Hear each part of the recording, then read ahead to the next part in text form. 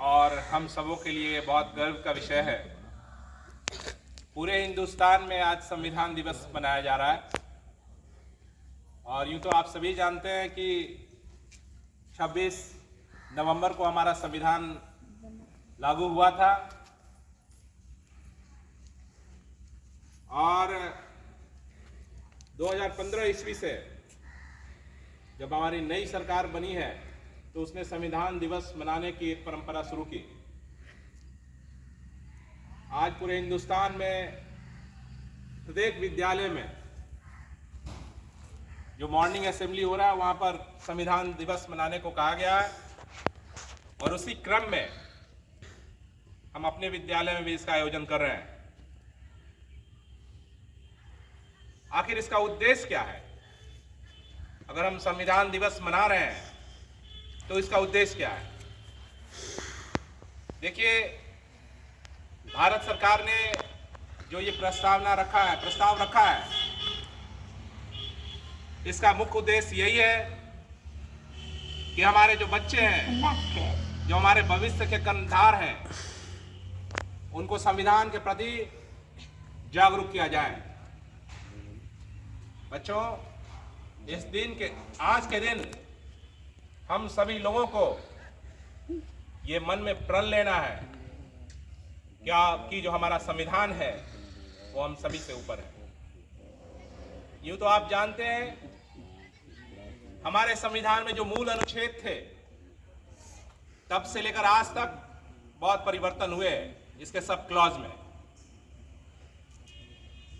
लेकिन और ये अधिकार जो है भारतीय संसद को प्राप्त है। बीच में विवाद की स्थिति उत्पन्न हुई थी कि क्या संविधान से भी ऊपर हमारी संसद है, हमारी व्यवस्थापिका है। लेकिन ये बात केशवानंद भारती बनाम अन्य केस में सुप्रीम कोर्ट ने स्पष्ट किया और सर्वोच्च न्यायालय ने कहा कि हमारे संविधान के अनुरूप यूं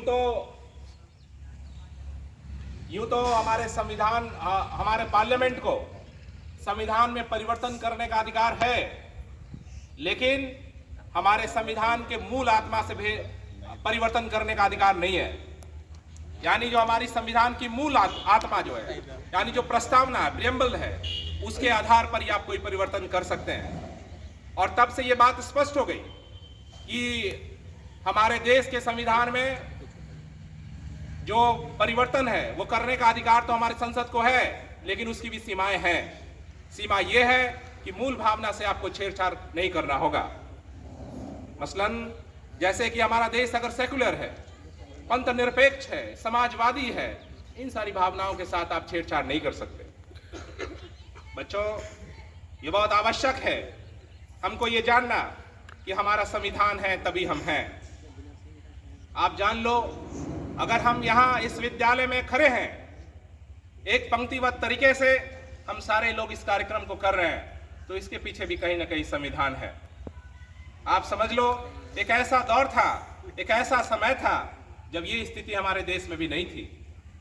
लेकिन आज किसी भी जाति के हों, किसी भी धर्म के हों, कहीं से भी आते हों, हमारा जाति, लिंग, धर्म कुछ भी हो, लेकिन आज हमारी ऐसी व्यवस्था है कि हम सभी लोग एक साथ बैठकर, एक साथ खड़े होकर आज अब इस असेंबली में खड़े हैं।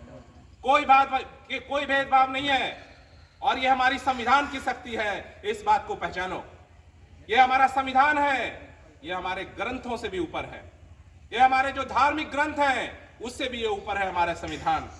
ये किसी भी धर्म के धार्मिक ग्रंथ से ऊपर है, इसलिए इस बात को याद रखना। संविधान अगर है तो हमारा अस्तित्व है, संविधान है तो हमारे सभी लोगों का अस्तित्व है। तो आप इस बात को हमेशा याद रखना। हमारी जो सरकारें हैं, हमारी सरकारें भी जो हमारे मौलिक अधिकार में कोई छेड़छाड़ नहीं कर सकती, वो इंटरफेयर नहीं कर सकती फंडामेंटल राइट में, क्योंकि संविधान इसकी अनुमति नहीं देता है। आप इस देश में कहीं भी घूम सकते हो, अपना फंडामेंटल राइट के अनुसार कोई भी काम कर सकते हो, बोलने की आजादी है आपको, और ये कौन देता है? आपका संविधान देता है। इस देश के जो सर्वोच्च पद पर बैठे हुए लोग हैं वो भी आपको जो मूल अधिकार है उससे आपको वंचित नहीं कर सकते हैं। और अगर कोई सरकार इसकी हिमाकत करती है तो आप भारत के सर्वोच्च जगह पर भारतीय सुप्रीम कोर्ट में आप जा सकते हो और आप न्याय मांग सकते हो। ये आप संविधान की ताकत है। इसलिए हमेशा याद रखना कि संविधान का पालन करना है, लेकिन इसके साथ साथ आपको यह भी है कि संविधान टूटने न पाए। यह हम सभी लोगों की व्यक्तिगत जिम्मेवारी होगी, सभी लोगों की, चाहे बच्चे हों, बूढ़े हों, वयस्क हों, सभी लोगों की व्यक्तिगत जिम्मेवारी होगी कि हम संविधान को टूटने नहीं देने पाए। वो देश का कोई भी व्यक्ति हो, अगर इस संविधान को तोड़ने का प्रयास करेगा तो एक इस देश का बच्चा उसको खड़ा होना चाहिए। और वो खड़ा कब होगा? वो खड़ा तभी होगा जब उसको संविधान के बारे में जानकारी होगी, जब उसको आत्मा से आत्मसात करेगा। और वो आत्मा से आत्मसात तभी करेगा जब उसको संविधान की खूबियों के बारे में जानकारी होगी। और आप बच्चे हो तो आपका ये सही समय है। आप समझो कि संविधान से ऊपर इस देश में कुछ नहीं है। इस देश के प्रधानमंत्री, राष्ट्रपति, संसद, सर्वोच्च न्यायालय, सभी लोग संविधान के नीचे हैं। इसलिए इस संविधान का सम्मान करना सीखो और संविधान को आत्मार्पित करो। ये तो कहा भी गया। तो उद्देश्य के अनुसार चलना है, इस देश में संविधान को बनाए रखना है और ये हम सभी लोगों की जिम्मेवारी है। इसमें कहीं भी कोई भी व्यक्ति, इस देश के सर्वोच्च पद पर ही बैठा व्यक्ति अगर ये कोशिश करेगा कि इस संविधान के मूल उद्देश्य को बदलने का प्रयास करेगा, तो हम सभी को, आपको एकदम आज के बात को याद रखकर और उसके खिलाफ भी खड़े हो जाना है और संविधान को इस देश में सबसे ऊपर रखना है। तो मैं आशा करता हूं आप इस संविधान के पूरे मूल उद्देश्य को समझ गए होंगे और इन उद्देश्यों के साथ आप याद रखेंगे और भविष्य में इसकी सुरक्षा के लिए अपना पूरा समय लगाएंगे। इसी के साथ बहुत बहुत धन्यवाद।